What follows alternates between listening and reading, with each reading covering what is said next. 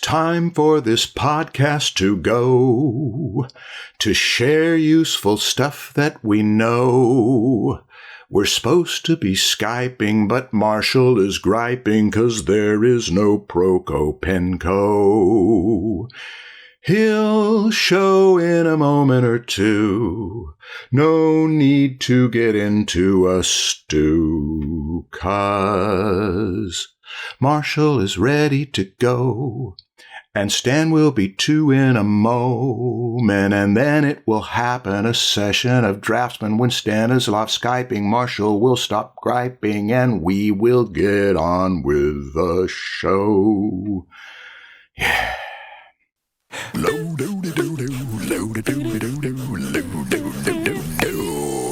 It's the Draftsmen Show. Yeah. Hi, Stan. Marshall, what's going on? Good to see you. The pleasure is mine, Marshall. Oh, no, it's all mine. Yeah, you're right. Hey, Stan, we have neglected voicemails this entire season. We haven't done any yet. Shouldn't we pay attention to the listeners and what they have to ask? No. Oh, no, I think we should. I think that would be the good attitude. We've been telling people to leave their voicemails, but we haven't been listening to them. How many do we have now? We're several hundreds in. It's like having a treasure chest that just keeps growing and growing in wealth, and you never spend it. We got 10 voicemails ready for us. We probably won't get through all of them, but they're here. Well, we'll see if we can do them rapidly. And hey, everybody, the voicemails are competitive. Oh, yeah. You know, you have to do a good question for Charlie to get past the gauntlet of Charlie. Some of the questions are the same. Oh, that's right, too, yeah. The really popular things people want to know about are asked several times. So we got to pick one of them. Okay, let's get right to voicemails. Hey, Stan and Marshall. I was wondering, how do you guys get back into the zone if you kind of lose it? So if you're drawing and something distracts you, and or you have to attend to something else for a moment, what do you guys do to get back into that focus? Is there a ritual, or is there a certain music or something like maybe you have a tea or something like that just puts you back into that zone? Thanks. Yeah, for me, the biggest thing is my environment, where being in the environment puts me in the zone, right?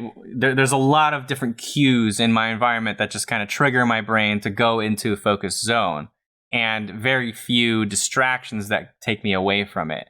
Now, I do get that a lot, especially before the pandemic, when my team would constantly come in and distract me. Not anything bad on them, but they have questions. They're doing work and I'm like the bottleneck, and they got to come in and ask me questions, and that takes my mind out of what I'm doing and into what they're doing. But as soon as they leave and I'm alone again, my environment puts me back into the zone pretty easily. I don't find it a struggle where I'm just like thinking about what they just said, because of all the cues around me to bring me back. And I think those cues could be different for anybody. What it is. It's for some people, the music that's playing will put them into the zone. For some people, like he mentioned, tea. For me, tea is actually a really good one, where the ritual. I mean, look, I have right in front of me. I have this tea set, right? Yeah. And I boil some tea, and I'm just like sipping, and it's just that process puts me back into that mental flow that I'm used to, that my brain is used to having while I'm sipping this tea in this cup, right? Mm-hmm. It's all these little things that triggers your brain to go to a specific mode. And it literally could be anything. You could have a foot massager under you that you're always rubbing your feet on. I mean, I that's not what I do, but like, it could literally be anything that triggers your brain to go into that state. Yeah. And everybody just needs to find their own thing. But the biggest thing is you have to make sure that you don't have natural distractions around you. Mm-hmm. Because, sometimes something can happen that takes you too far away from that mental flow. And it's really difficult to get back. Like something just really makes you angry because you looked at some notification and it's like, a cup of tea is not going to solve that. You're just going to stay angry or something, just don't have notifications on. Good idea. Don't have notifications on. Don't allow the distractions. Yeah, or put a timer. You can have notifications on throughout your day, but not during this specific 3-hour period, right? Yeah. Set specific periods where it's like, this is the focus time. Yeah. I've dealt with this all my life, and I think that to never be distracted and never have to go through re-entry could make you incapable of going through re-entry into the zone. So sometimes for it to happen, it's just reality, and we've got to deal with it. But having said that, there is a reason why we want to get back into the zone. Is the zone is so efficient, ideas flow, everything works best. And so I think this is why environment is important. Ritual is important. There's a reason why so many writers in the 20th century, when you see them posing for a picture, they're holding a cigarette. They would light up a cigarette before they would start working. I saw the writer in my life, who was our babysitter and a TV writer, used to always smoke before he'd work. And I got this image that you should do that. I know I've mentioned that before, and I'm sorry to mention it because some people say, no, don't smoke. Coffee, tea, decaf, anything that you can say, when I sit down here, this ritual prepares me for that. We take it seriously. It's sacred time, and arranging lifestyle to prize that time, to prioritize it, to recognize that's where your best work's going to happen. It is important to you, and to say no to other things. Oh gosh, stories about the zone and how when you get into a week or two of productivity on one thing is, some great things historically have happened that way. Yeah. So yeah, arrange your lifestyle around it. There's a reason why creativity is a lifestyle. Yeah, and actually, as you were saying that, I thought of one other thing. Sometimes I notice that I get out of the zone within my environment, right? Like I'm sitting in my studio, and I get into like browsing some topic, just on the internet, and that takes me away from whatever I'm supposed to be doing, and now I'm just totally into that, and now I have to actually get out of that my environment. I have to go outside, go for a walk, and just like do something else, get my brain back to normal mode, and then come back into my studio and continue with that. A reset, right? A reset. Sometimes it helps to get away from your environment because something within your environment caused the distraction. So I do that sometimes as well. Good point. All right, next question. Hey, Stan and Marshall. My name is Isaiah, a local painter here in Kansas. I had a question after watching some of your folks' episodes. It doesn't seem you folks have ever kind of mentioned the flow state for an artist. I was kind of wondering what tips you had, or like any routines or quirks you had when it comes to achieving flow state. Okay, or Charlie. whether that's even a state you'd want to be in. I find that when I personally get into flow, it leads to a high period of productivity. But sometimes when I look back, I don't quite like the work I've done. I was just wondering if that's beneficial for beginner artists, or if it's even a state you'd want to achieve, or Anyway, I love the show, love the podcast. Thanks for taking my question. Bye. I think that Charlie should answer the previous voicemail with this voicemail. This person has pointed out that the flow state seems to be productive. And just because when you look back on it, it wasn't your best work, that happens whether you're in the flow state or not. We think things are good sometimes, and then we look back at them and they aren't. That's part of the process. But yeah, the flow state is really valuable, and you want to get into that and protect it. Yeah. Even if later on you think whatever you produced during that flow state was bad, I think it doesn't matter. The flow state is still a state where you're creating and ideas are just flowing out. It's better to be in that state than a state of not producing anything, right? At least you're moving in some direction, right? Because if you create something you don't like, at least you've now learned something from that. You've learned a lesson. You failed. Failure is part of the process. So, yeah, flow state is not there to bring a success every time. It's to be moving quickly towards a direction. That's it. And it's enjoyable. Yeah, and it's really what we all do this for. It's for that state of just pure enjoyment of creation. Short answer, flow state, good. Seek Yes. it, prize it, protect it. Hi, Stan. Hi, Marshall. My name is Austin, and I'm calling from Hamilton, Alabama. I had a few questions that pertain to using reference and drawing.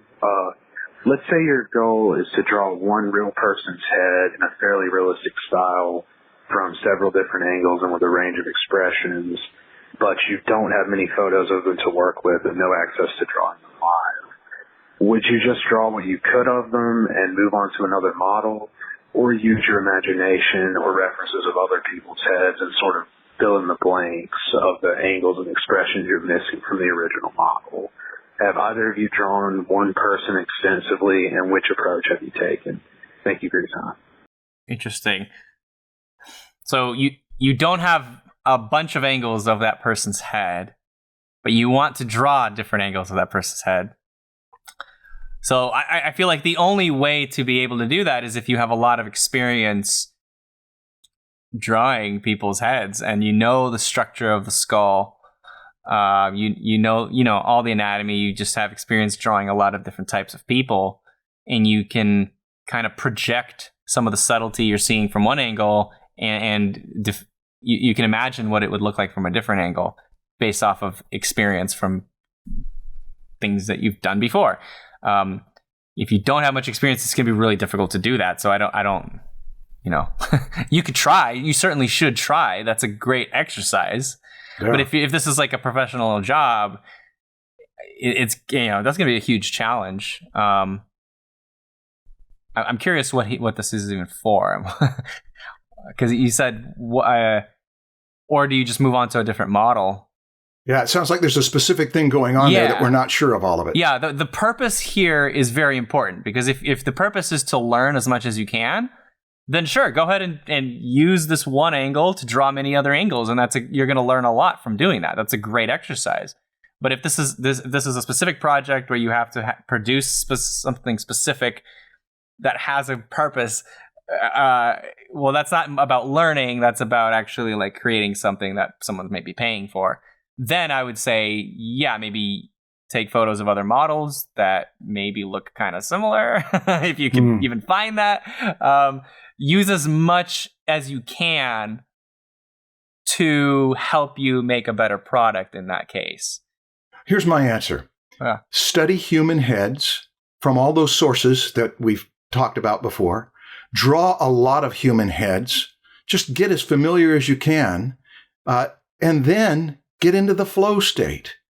Then you won't need to ask anybody what I should do, because you'll be on this ride of, hey, I could do this. Hey, I could do this. What if that? Things will come to you. But it seems like you're asking a question that I'm not sure whether it's specifically about a particular project, that we could look at it and say, oh, here's what I do in a case like that. Or whether you're asking a more general question. But the general question would be answered. Learn how to do it a lot, and then make your decisions on how to solve problems. It'll be different for every problem. Yeah, if this is a professional job and you just got to make this good, try to increase your chances of success by using as much reference as possible to help you out. And look at how artists whom you admire try it one way and try it another way and try it another way, and they might not be happy with it. Look at how many different heads Norman Rockwell would do to decide on one, and observe that about the people that you admire their work. It inspires you to see it as exploration rather than I have to get a quick solution to this. Cool. Next. Hey, Marshall. Hey, Stan. My name is Savannah. And I just want to say thank you so much for your podcast. It's so great. And Marshall, your voice is so amazing. And I have a question that is technically about art, but also about how you think.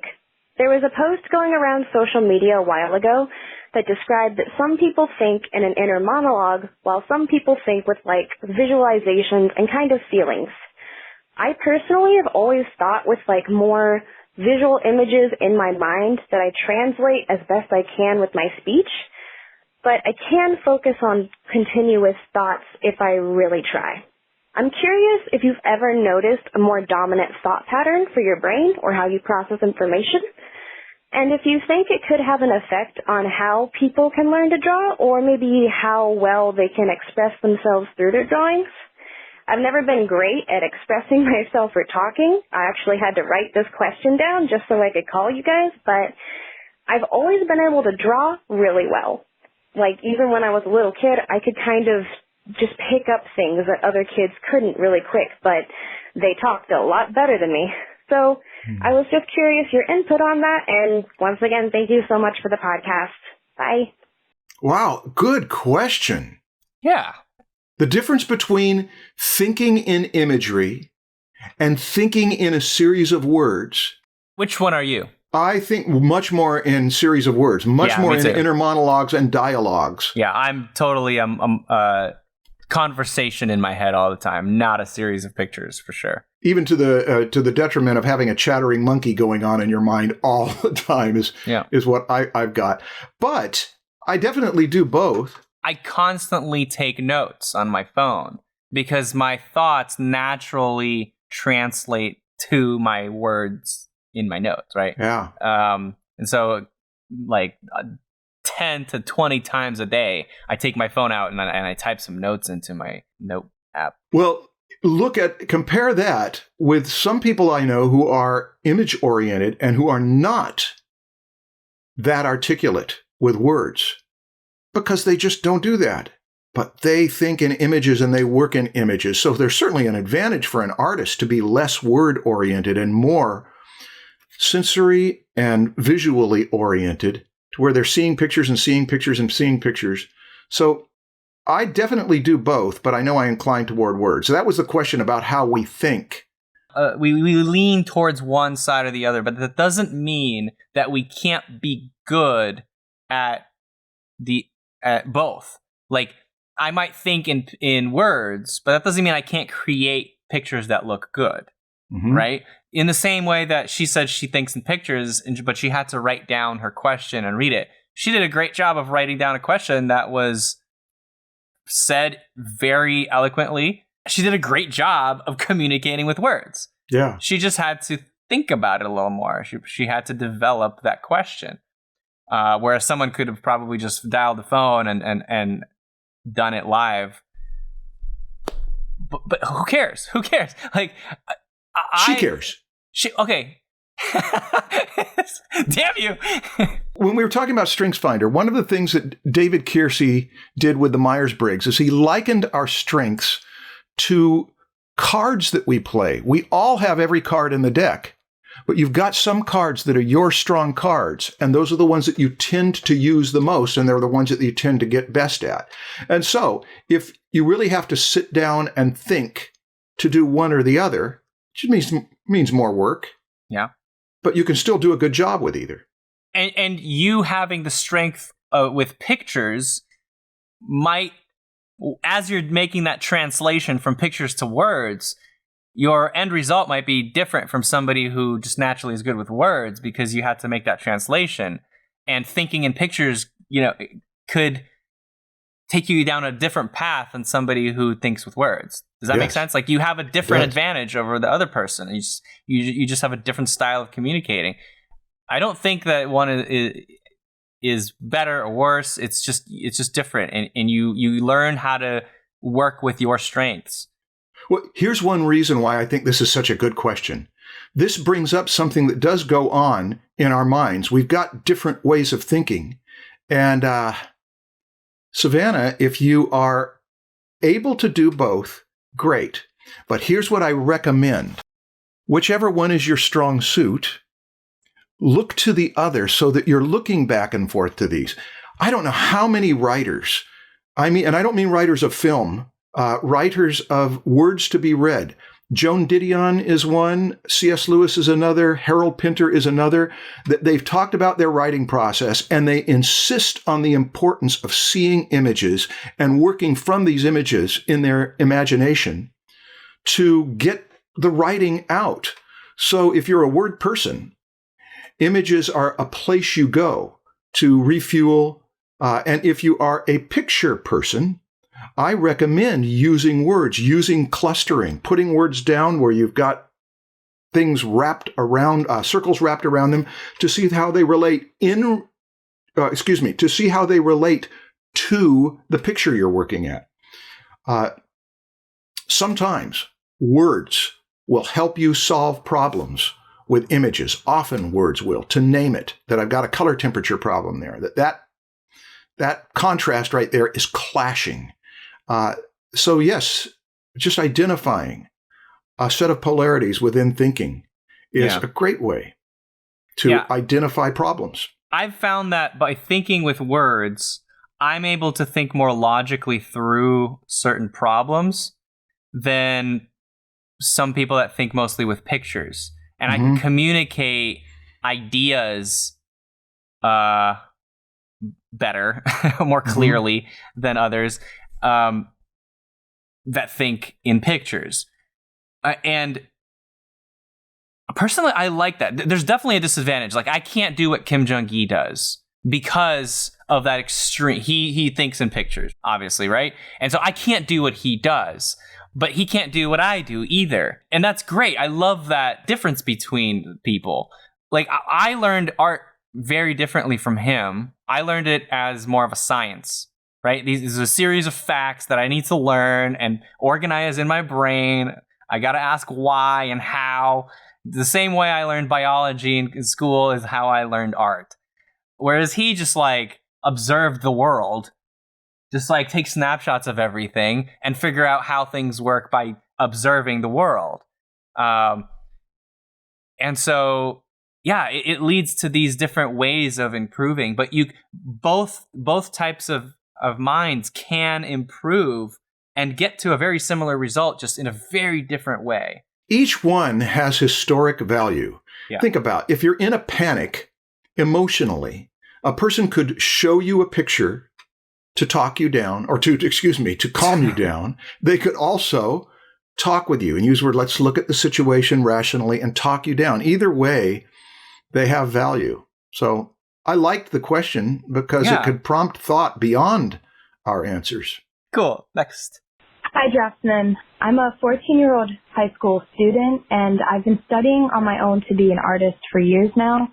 I listen to podcasts, watch videos, I read a ton of books, and it's been working pretty well for me so far. In the past year, I've taken out 2 major projects, producing a webcomic on my own and creating an indie game with my brother as a game artist. I've learned a ton from these projects and how to apply what I've learned elsewhere, but I'm kind of worried. My question for you guys is if I should be instead using my time to study gesture, composition, shape design, and anatomy more closely. I already study it because I draw around 25 hours a week, but I worry it's not enough and these projects are distracting me from my studies. Thanks. Oh, and I love this podcast. It's a goldmine for artistic knowledge, and I've learned a lot. We're going to give the same answer, I can tell. Oh, yeah, absolutely. Yeah. Do what you're doing. It's so much more important than the homework, the gesture, and the perspective. You will naturally, based on just hearing you talk, you will fill in those gaps of knowledge when you need it in your project. If you're doing your project and you feel like you got to improve on gesture, you're gonna get out the books, you're gonna read about gesture, and you're gonna practice. You'll get it when you need it, and that's a much better time to get it than when you're just going through a series of someone else's class that put it in their own order. It's so much better to learn it practically in a real project. It's going to stick. You're going to learn how gesture is applied to something real rather than to this exercise. And that's so much more useful. Yeah, if you're dancing and everyone around you says, wow, you're dancing, and you feel like I'm dancing. Oh, these are new dance moves. They're coming from my impulses. Don't stop dancing to take dance lessons. Yeah. But when you're running out of ideas and when you're running out of the ability to do something you've got an idea to do, that's when you pull away from it to study. Yeah. Good. Congratulations. It's inspiring to hear that at 14 years old, you're doing something that many other people would not need to ask questions or have so many doubts about what they're doing if they would simply get rolling as you're getting rolling. That ambition, that motivation, that desire to do the projects is wonderful. You're blazing. most people want what she has, right? Yeah. Most people are like, God, how do I find the motivation? I've been doing these studies and I'm improving, but I don't know what to do. I can't find my voice. I don't know my style. It's like they're going through these classes and these books, but they don't know what to do with it. Right. She's got the opposite thing going where she wants to do all this personal stuff. She knows exactly what she wants to do. And I don't think that's a problem at all. No. If she tries to push that away, it's like she's pushing away this thing that she naturally has that everyone's trying to get. Yeah. So no, I think that's great. We're cheering you on. Everyone else be like her. Okay. Hey there, this is Jordan. So in one of your previous episodes of Draftsmen, you asked, do you give up a lot? And are you usually successful when you set down to do things? And so when I was younger, I failed at most everything and often gave up. Now I feel like I've succeeded and become a little bit more reliable. But I would ask, there are a lot of exercises or techniques for developing like perspective or line work or confidence. Are there any tools for learning how to become more reliable and learning how to persevere through, I don't know, difficult stuff and being like stick to stuff? Thanks. This is kind of an argument for school. How so? When you're in school, you're submitting to deadlines and criteria that you didn't invent. And therefore, if you can say, I'll do this for a year or 12 classes of my choice and get A's in every one of them I choose to get A's in, you've got something to measure. Does it make you more reliable? It is one argument for school. Yes. Okay. It's pretend jobs. I mean, you can have pretend jobs for yourself, right? Yes, you can. It's not necessarily an argument for school. It's an argument for classes. It's an argument for this month or these 3 months or this season. I'm going to have someone else's curriculum that I'm going to say, I'll go through this. The most extreme example would be to go all the way through a 4-year program that's an intense regimen, or just to go through Nicolaites's exercises. But you can take smaller doses. Ivan Brunetti's cartooning course is a 15-week course on cartooning, philosophy, and practice. I think it's showing up. It's not really, I wouldn't call it a regimen, but it is a prescribed schedule of what to do week to week. I feel like with this, it's just doing things. Just like failing is good in general. I mean, we've said this a lot. And becoming reliable it's correlated with experience. If you don't know how to do something, you're not reliable. You're going to fail. But quitting is different. Quitting is more about discipline and self-esteem, right? I think. What do you think? What is quitting dependent on? Good quitting or bad quitting? Good quitting is quitting. That's a good point too, actually, yeah. What about bad quitting? Early quitting for when you shouldn't quit. Well, remember what we got out of one of the books. I think it was Art and Fear, that quitting is only quitting if you don't come back to it. God, yeah, I remember that conversation. Yeah. So what if you come back to it when you're 95, the day before you died? You didn't quit? There are times when it's wise to stop. Yeah. And regroup. There was also that thing that was in Hitmakers about changing strategies.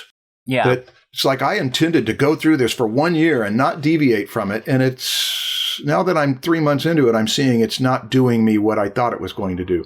But the bigger danger here is a pattern of quitting. It's where you start anything, and when it gets hard, you naturally just quit. That's the problem. It's not like you're analyzing all of your decisions at the moment and prioritizing, and you now decided that one thing is not as high on your priorities as it used to be, and so you stop doing it.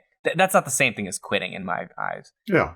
These are questions, though, that these are just too hard to answer. Ooh, Marshall. They're questions for therapists. Yeah, that's true. That's true. I'm glad for this, Jordan. You had a pattern of quitting, and then you got better at it. Yeah. So you could answer the question better than we could. Yeah. I've had a number of things I've quit on and a number of things I've held through. So I haven't really given this that much thought. Yeah, his question really was like, do you have any exercises?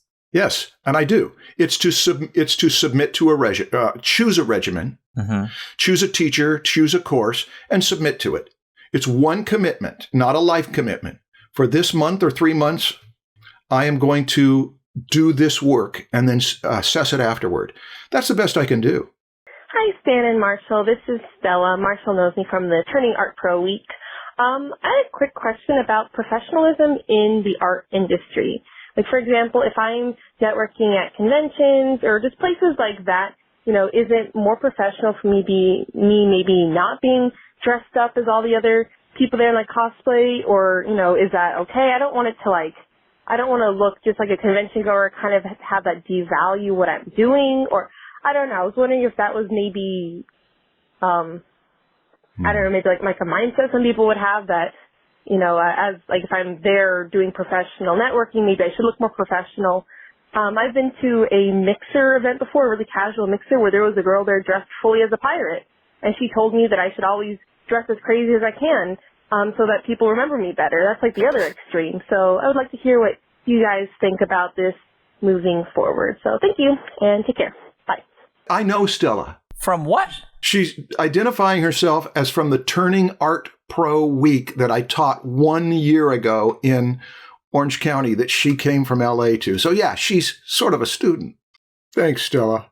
I don't know that I have an opinion because either one of them has an advantage, and there's a disadvantage and advantage to each. Yeah, I think it depends on how you work either side of that.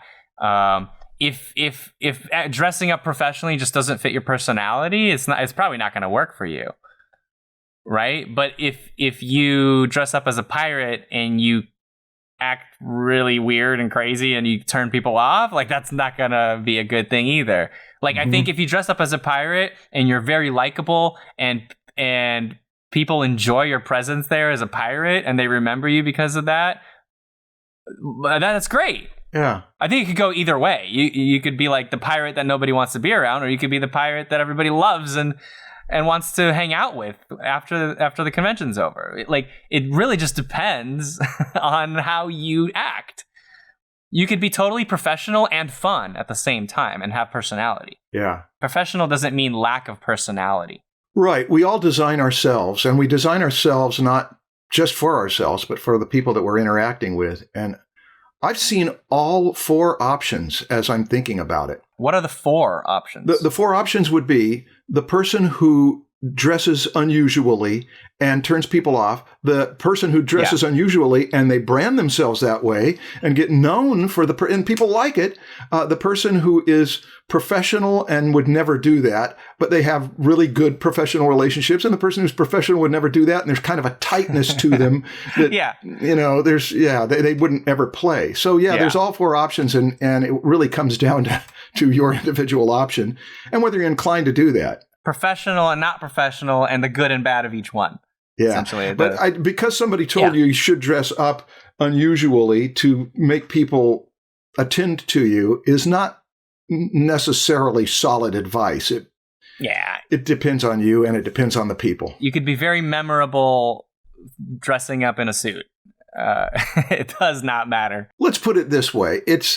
I don't think there's an inherent advantage to branding yourself with unusual garb. Like garbage? No. Let's see. Let's see if I'm making up this word. Okay. I want to see if garb is in the dictionary. Garb, clothing or dress, especially of a distinctive or special kind. Okay. Some of the most successful people I know never wear anything but t-shirts and jeans. They don't wear underwear? Well, I haven't gotten that you familiar don't know. to know. Maybe but not. Maybe not. It could be their little secret. Okay. Oh, yeah. Hi, guys. I'm David from San Diego, California. All right. I keep track of several different online art circles as well as social media hashtags. And the amount of so-called drawings I've seen of Billie Eilish or Joaquin Phoenix's Joker, they use photographs as reference in the past couple of years, is tiresome and irritating. In my opinion, these are just imprecise photocopies that while are impressive to laymen who are outside the art community, add nothing new in the world and crowd out the stage for people who have real technical ability or something meaningful to express. Do you think that there's any artistic merit to these painstaking replications of photographs? Thank you for the wonderful podcast. Cheers. Yeah, I do think there's merit to it. And we mentioned it on our first podcast in 2019. Really? Yeah. What did we say about that? It was about attempting photorealism, attempting copying, and trying to get things right. There's merit to it because it can help you gain skill. And I understand about seeing the same thing over and over and how tiresome it gets. But there is, the answer to the question from me is there is merit to it, but I do understand. Well, so you're saying the merit, it's useful to the artist that did it because they're learning. Yeah. I think he's asking if there's merit, if there's any value to the art, like bringing value to the world with your art. I think there is. I think that's unfair. Just because you are tired of seeing Joaquin Phoenix's Joker doesn't mean other people who love the Joker are tired of it. They want to see more, right? Like, it's just not for you. Who cares if you're tired of it? Like, I might see some other subject matter one time and I'm already tired of it because I hate it. Like, not everything's going to be for everybody. Yeah. So just because you don't like it doesn't mean there's no merit to it. He didn't sound like he's old, but he's starting to have the old people phenomenon happen. That's right. Sorry. That's true. Yeah. Not everything's for you, man. Not everyone's trying to please you. But I see what he's saying is that it's like they're losing individuality. They're not adding much newness to the community because it's been done so many times. But everybody kind of does it in their own way. Yes. We can't help but do it. Yeah. We imitate our parents when we're little, and we imitate the art and artists and filmmakers and actors that we admire when we're teenagers and in our early 20s. And then as our tastes develop, the creative ones will start to dislike certain things about it. So here's the best you can do with your critical spirit is if that's bothering you, you say, I am going to do something beyond that. And you're tapping into the dissatisfaction with what everybody else is happy with. And you may produce something that is exciting and new. Yeah. I think that creative dissatisfaction is exactly that. It's just not good enough to be doing these same images that everyone else is doing over and over and over. Get tired of it, want to see if I can lift it up, fail a few times at it, maybe do it once, and then the new.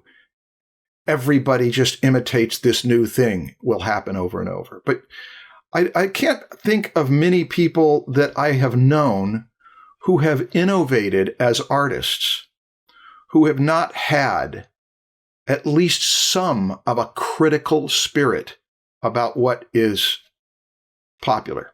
You know, Marshall, you know how I have PROKO TV Instagram account where I share artwork that I personally enjoy? It's not, I don't share my own artwork. I share other artwork that I just come across and I like it. Right. So it's like my curation channel. Okay. So just lately in like the past, I don't know, 2 weeks or so, this is funny. I shared 2 posts of Joaquin Phoenix's Joker that I personally enjoyed. Okay. Yes. I really love that movie. I've always liked the Joker. Yeah. The Joker's been happening for a few years here. Yeah. But I saw a lot more than 2. There were a lot that I saw that I was like, cool, yeah, cool, whatever. And then these 2 that I did share, they're very different. I mean, we could show them here, and we'll add links to them in the description.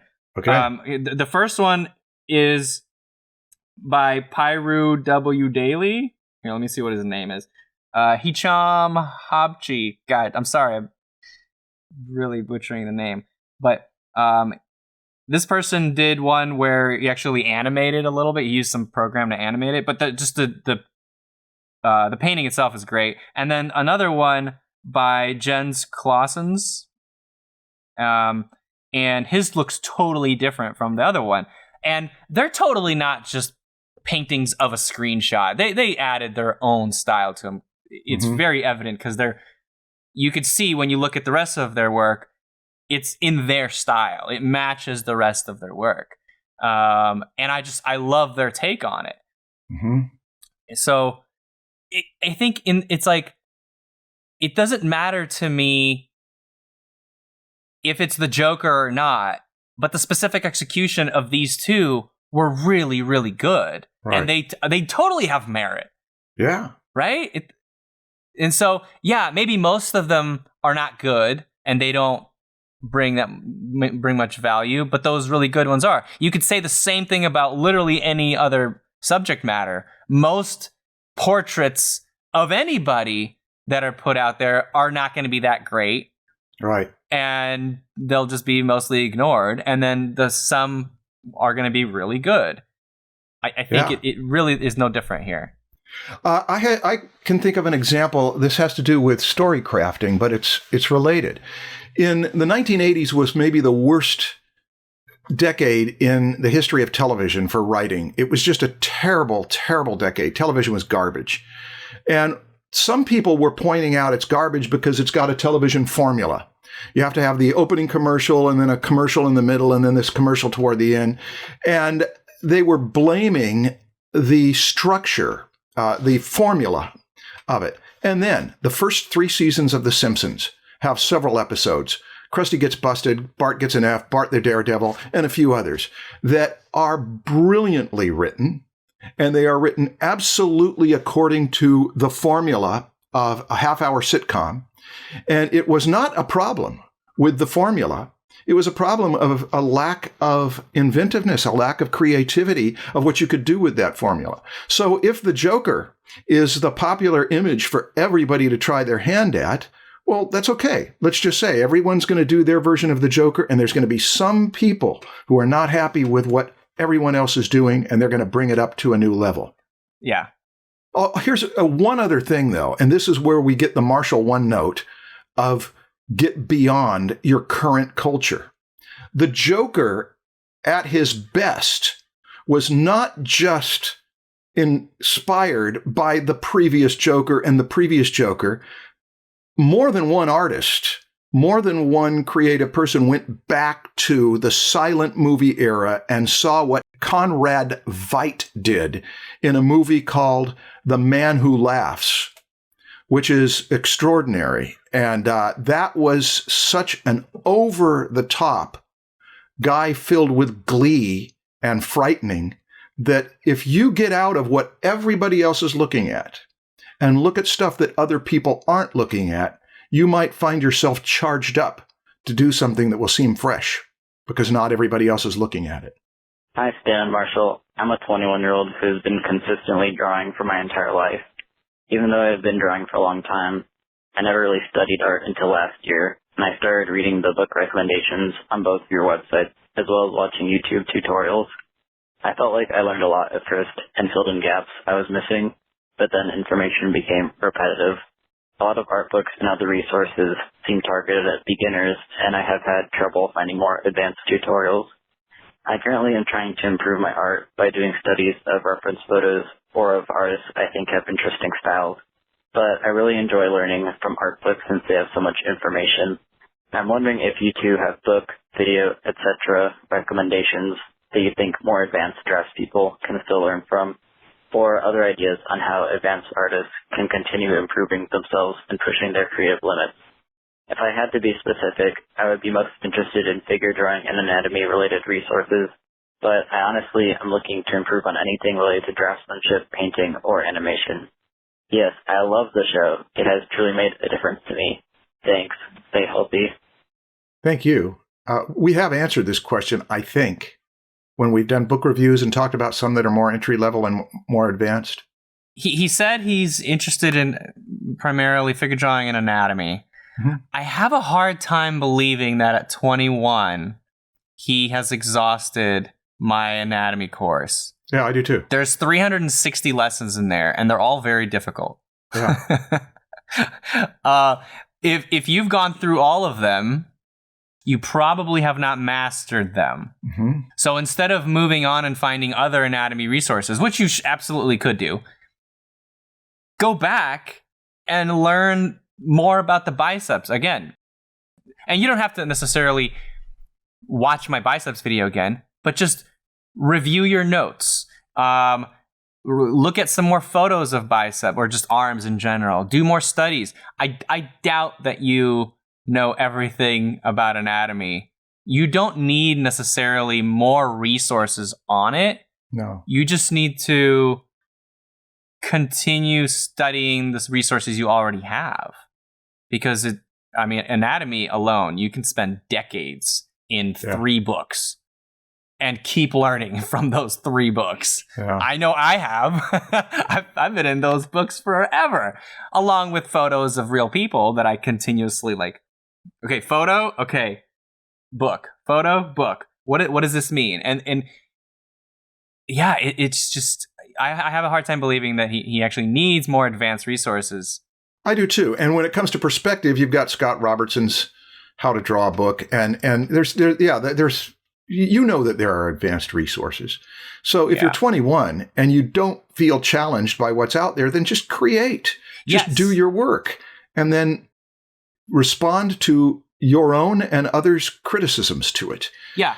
If you think you've gone through all of it, let's just assume that you have remembered and you've mastered everything that I taught and everything that these perspective books have taught. Now it's about learning how to apply that information masterfully. And doing that is going to take you many, many decades. Yeah. One thing that you can do now as you become more advanced is to constantly just do more master studies and see how other masters are applying that information, because there are an infinite amount of ways you can take these facts about anatomy and perspective and apply them to art. And seeing how all these other master artists are doing it will improve your skills dramatically, rather than just, understanding the human body, now understanding how to use that information. I had a student who was about 16 or 17 when she first started taking classes with me at the community college. And by the time she was not even 19, she was getting tired of doing master studies. And she had done them as well as anyone I had seen. And when I sensed you're getting tired of it, but you've done it so well, this is the time to leap off onto your own thing, which she did. But she's gone through a number of evolutions. She's become quite a celebrated character designer. Nobody's going to test you for your knowledge. Nobody's going to say, I don't know whether you know everything about perspective or anatomy or rendering. They're going to test you for your work. So if you're getting bored, or if you're saying, I know it all, then get to work and see how you're applying it, because there's a big gap between understanding it and doing good things with it. How many teachers do you know that do the best artwork? It's not an issue of how much you know and how well you are communicating it. It is an issue of what you're choosing with your style and compositions and treatments of these subjects. Yeah. So show us the work. Well, to show us. That's where it comes down to. People like Jim Lee, who claimed that he didn't know anatomy or barely knew it and didn't know the name of most of the muscles. Nobody cares. Yeah. His drawings were so exciting that everybody was gasping at that. So it's not that you can pass a test. Yeah. Get to work. Yeah. Start creating. Okay. Thank you for the question. Yes. Hey, Stan. Hey, Marshall. Longtime fan here. My name is Justice. Basically, I've taken your classes, I've taken a few other classes, and I've seen, the level of my work just get a lot better. Thinking about the pieces, the paintings, sculptures, whatever that I've done in the past and the ones that I'm doing now and continuing to do, there's an obvious discrepancy there. My question is, thinking about portfolios, your past work, your current work, your current work and your future work will always be better, but what does that mean for our portfolios? Should we still have those things from the past that were good at the time, but maybe now are not as good? Should we still put those up, or should we just, put the things that we're proud of right now? I know that growth is always going to happen, and hopefully your work will always be better, but where do you draw the line? Okay, thank you so much. I'd refer you back to that episode we did on showing portfolios and what the purpose of a portfolio is, because it's to get a job. It's to solve a problem for a client. And if it's stuff that you did years ago and you can't do it quite as well, that could get you in trouble. And if it's your recent work, that's less likely to get you in trouble because it shows your level right now. So keep in mind what the whole point is, to let the client know what I can do, or to trick the client into thinking I can do this, so they'll hire me, and then deal with it as you deal with it. Yeah, I think the question here isn't always, is this good? Or is this as good as I could currently do? But does this add any value to getting me a job that I want right now? Right? Because sometimes if it's older, the style might have changed as well. And you might not want to draw like that anymore. Mm-hmm. You might be able to draw in that same way, but better, and that's totally fine. But if you were drawing in a completely different way back then, and it is really good, you still think it's really good, but you don't want to draw that way anymore, well, you got to take that out of your portfolio too, because that's not what you're trying to get a job for. Yeah. So you just, the portfolio just needs to represent what you want to get a job to do now. Yeah. And remember the principle, which we probably talked about in that episode, that a person who's got something to lose, like a client, is going to judge us for the worst work in our portfolio. Figure, oh, this is the worst case scenario, is that I could get something like this. So we want to make sure we're coming in with something that will make the sale, if that's the objective. Yeah, I was reviewing a portfolio yesterday of a graphic designer for websites, and she had, I think she had 5 projects in that portfolio of different websites, and one of them I could tell was a worse quality than all her others. Mm-hmm. And it made me worry a little bit. It's like, ooh, is mine going to look like that one or the other ones? Yeah. So even though I understand, it's like, that's probably the oldest one. She's probably better than that now. But it did make me a little bit concerned. So she probably should have just removed that bad one. Yeah. But there's another thing this brings up, though, that you may have some work in your portfolio that isn't that good. And you've got some work in there that's really good, enough to show you can do it more than once. But the person hiring you just so likes the vibe that they get with you that they feel like, I can work with this person. And then they're going to be less worried that we can say, this isn't quite working. They might even be so bold as to say, that one isn't as good as the other. And watch your response and see whether you try to defend it or whether you say, yeah. And then maybe have a discussion on how it could be better. It would be a precursor to the working relationship, that this person can give you negative feedback and that you're okay with it, and that you would also seek how to make it better. Yeah, but usually portfolios are gone through really fast. I know. People flip through them and they don't consider the personality and all that other stuff. It's like they got 100 portfolios and they're just going to quickly pick the best one. Yeah. Or the one that fits the job the best. So that can apply sometimes if you're being recommended by like a friend or something. But if the portfolio has to stand on its own, ask yourself, what is the objective of this to get the job? But also ask yourself, what if I got the job and I'm not up to this level anymore? And you might not want to get yourself into that position. Okay, Marshall, this is the last one. Ready? Hi, Stan, Marshall. My name's Scott. I'm a big fan of your guys' podcast, and I just had a couple questions, about artists that you guys look up to. You talk a lot about Norman Rockwell and Weindecker and stuff, and I'd really like to hear what you think about, more abstract artists like Egon Schiele, Beverly McKeever, and even Gustav Klimt, who's more classically trained, people that don't necessarily fit the standard when it comes to realism, like Feshen or Leonardo or Raphael, for that matter. So I'm just curious what you think about more modern figurative artists like that. Thank you so much, guys. Like I said, big fan. I'd love to hear my question be answered. Thank you. Have a great day. I would group Feshen more with Klimt and Egon Schiele. Like, to me, he really pushes things. Like, I could show one that I'm thinking of where he just, he's not trying to stick true to exactly what he's seeing. He's changing so much. Yeah. I mean, it's very highly stylized. He could push abstraction, yeah. His question is what we think of them. I love that. I do too. All the ones he's mentioned. I love those artists. Yeah. I think that honestly, as I get older, as time goes by, I actually start enjoying that kind of stuff more and more. Yeah. Because the more realistic stuff just kind of starts to look the same to me. There needs to be something else now to make me enjoy it.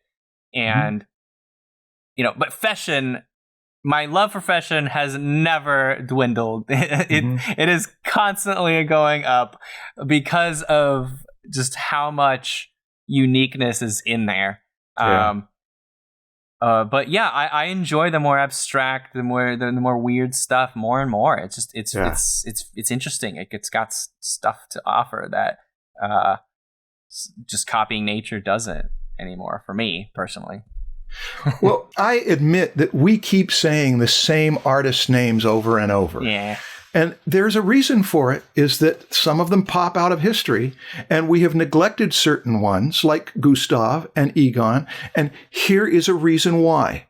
In the 20th century, particularly the late 20th century, in art education, classic drafting skills that took anatomy and perspective and rendering got thrown out of art schools. And so the revival that we are in is to go to an era previous to that, the first part of the 20th century, where this skill was alive and being used by so many artists. And then by the time we get into the 60s and 70s, 70s in particular, many illustrators did not know those classic skills, but they still did great work. And one of those touchstones, Gustav Klimt is an example of. Thomas Blackshear told about how Mark English, who was a great illustrator, but not an anatomist or a master of perspective. This was the era of the graphic designer as illustrator, or the illustrator as graphic designer. And Mark English was so excited about Gustav Klimt's work and showed it to Thomas Blackshear, who did not get that into it at first, and then started to see how beautiful the flatness of this, the choices of the design, the tastiness of it, so that it gave Thomas a touchstone for what it could be as graphic design. And you can see the relationship between Mark English, Thomas Blackshear, Gustav Klimt, a lot of things in common. I just think that we haven't emphasized them because they are not the most obvious examples to go to for studying anatomy and form and perspective and the classic Renaissance drafting skills. But there's no way that there's any intended disrespect toward them.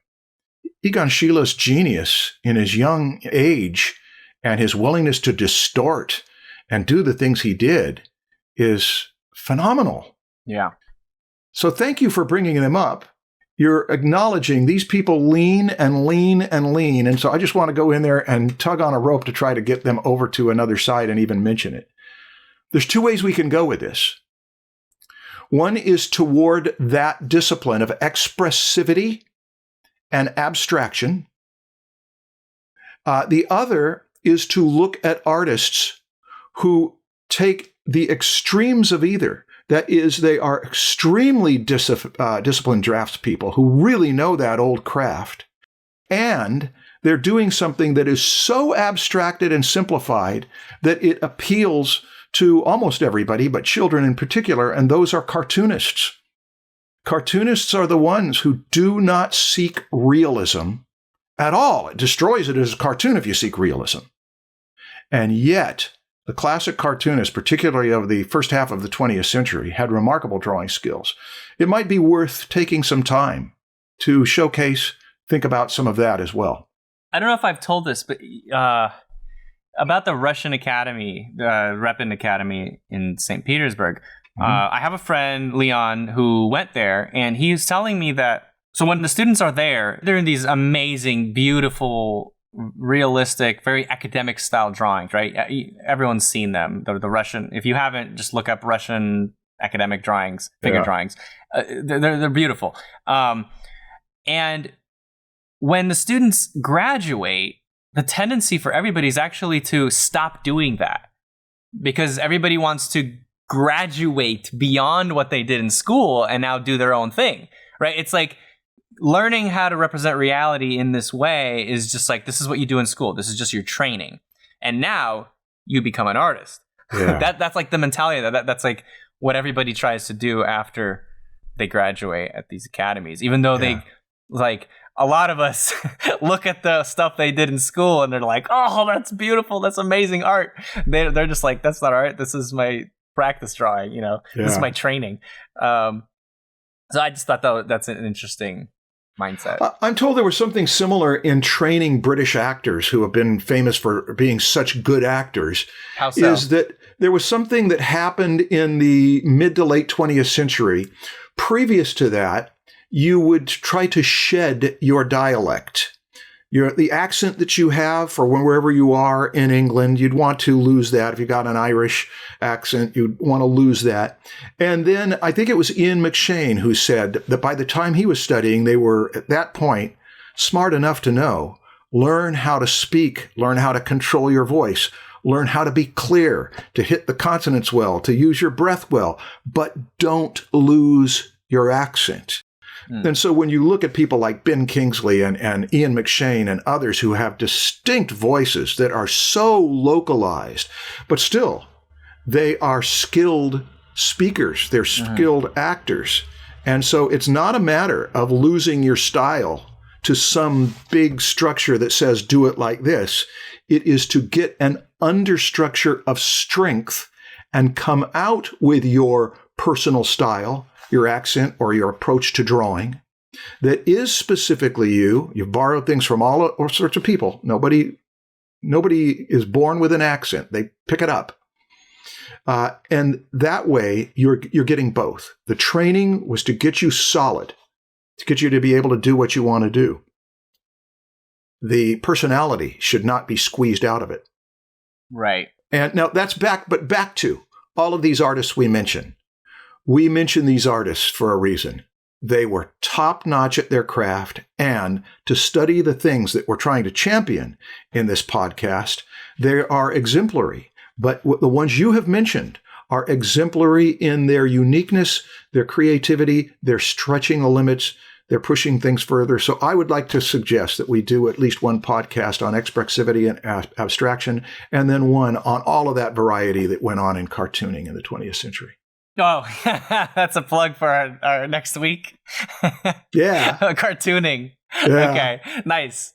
I'd like to talk about it. To not have a session on an episode on cartooning seems that would be missing something. And it is related to your question.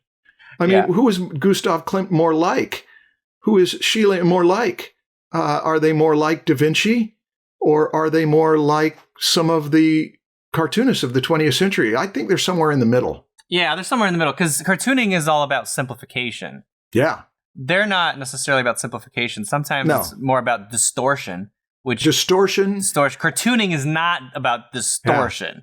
So there's a little bit of a difference. Definitely overlap. Yeah. In areas, but yeah. Klimt more even like graphic design. It's the choice of the layout, the flat surface, the attention on a line quality with Sheila as line quality that has this broken, almost pathetic quality to the line as an abstract. Yes. Yeah, so there's some simplification there. There's definitely that. Yeah, we'll take it up in other episodes. Cartooning. Next week. Next week, yeah. Cartoons. Right. And the week after that, expressivity and abstraction. Expressivity? How did we do with this, Stan? I think we did great. I like that. We got through a lot of questions, and I feel like at least one of them was good. Yeah, I'm hoping. Well, thank you for your voicemails. Yes, and if you would like to submit another voicemail, we will probably do another voicemail episode in this season, so go ahead and call that number in the description, leave a voicemail, or if you're not in the United States and you don't want to pay international fees to call us, you can just record your voice and send us an MP3 file to support@PROKO.com. Yeah. And that does the same thing. And the voicemails are competitive. There's a lot of people asking questions. So in order to get past the critical gauntlet of Charlie Nicholson. They've got to be thought-provoking questions that show you put some energy into this question. Yeah. Okay, bye, everybody.